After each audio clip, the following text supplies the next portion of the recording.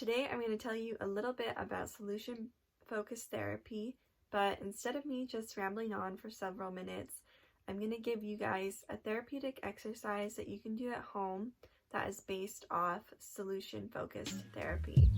So let's get started.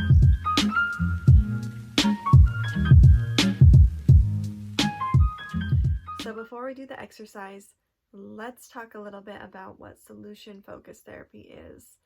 So it is all about accentuating the positive. These therapists believe that people who come to therapy are capable of being effective in solving their problems, but their effectiveness is being affected by their negative mindset. So it's the therapist's job to draw attention to the forgotten capabilities that people have and to help them understand that every problem has an exception and that it's just about promoting what works in their lives. So this exercise is called the Resilience Plan. It's all about creating that bounce back from when things don't go as planned in life, which is only all the time. So this exercise is extremely helpful. One way that we develop resilience is to look back and learn from our experiences and similar challenges and remember what we already know, but we may have forgotten it. So this is exactly what solution-based therapy is. And so this exercise provides that framework to give you those resources and help you remember those resources that you can tap into to be more resilient and to bring out specifically, what works for you. And so the goal with this exercise is to develop that resilience plan for yourself. Step 1 is to recall a recent example of resilience. So think about a time when you have overcome a challenge or a setback in your life. Perhaps, you injured yourself or received some negative feedback at work. Maybe you had an argument with a friend or a family member. Just take a minute and briefly write down and describe this difficulty. So step 2 is to identify supportive people. So what supportive people in your life, keep you standing when you want to fall? For instance, do you call an old friend when you're struggling? Or do you call a teacher or a parent or a grandparent? Who do you go to when you're looking for support? So just take a minute and write those people down. So step 3 is to identify strategies. What strategies did you use to help yourself cope with any negative thoughts and feelings that showed up in response to the difficulty in your life? For example, did you meditate? Did you write in a gratitude journal? Did you go for a walk? Did you listen to a particular song or type of music? Did you go get a massage? Take a minute to write down what strategies you have used in the past to overcome difficulties. So step 4 is identifying insights and wisdom. So take a look at your past and identify what helped you bounce back from difficulties. Maybe it was song lyrics, novels, poetry, spiritual writings or quotes, sayings from your grandparents, or just things you've learned from your own experience. So take a minute and write those down. So step 5 is identifying solution-seeking behaviors.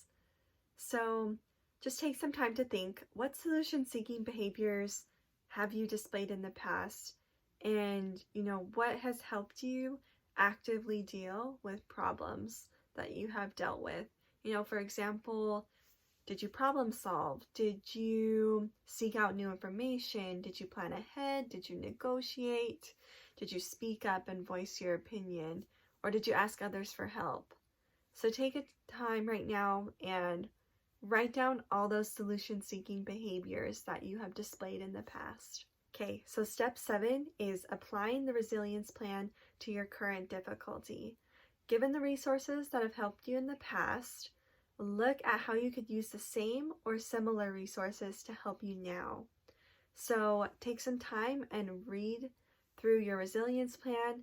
Write down any more skills or supports or strategies or insights that could work again for you. Step 8 is to carry out your resilience plan. This step is to put your plan in action. To do this, you need to consider the order in which you want to access different supports and strategies and insight and solution seeking behaviors. Take this time to look at your plan and look at your current difficulty and see which resource is the most feasible to start with. Often the best one to go with is the one that takes the smallest step forward, such as calling a friend or calling a parent for support. So look at your plan, and you can even write down, like, number them 1 through however many different resources or different supports and solutions you have.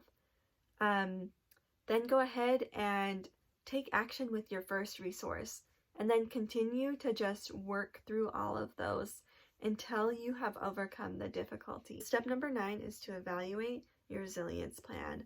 So ask yourself what worked, what didn't, ask yourself these questions. How was it for you to carry out your resilience plan? Did it help you bounce back at all from the difficulty you were facing or not? Ask yourself, what resources were most helpful to you and why? And vice versa, ask yourself which resources were least helpful to you and why you think that. Did you use any? Maybe you didn't use any resources for this difficulty. Ask yourself why with that as well.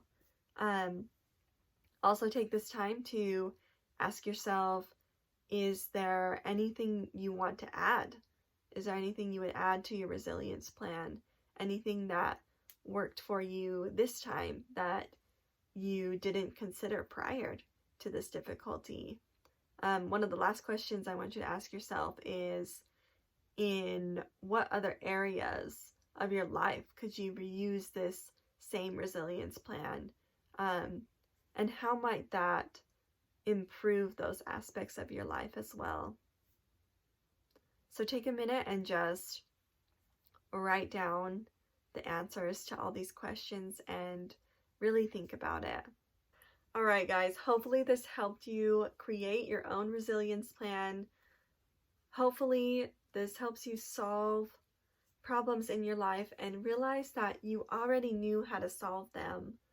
If you have any other questions about this exercise, comment below. If you want to find out more in depth about these things, follow us on Instagram at victoriouslyvulnerable. But thanks for watching, guys.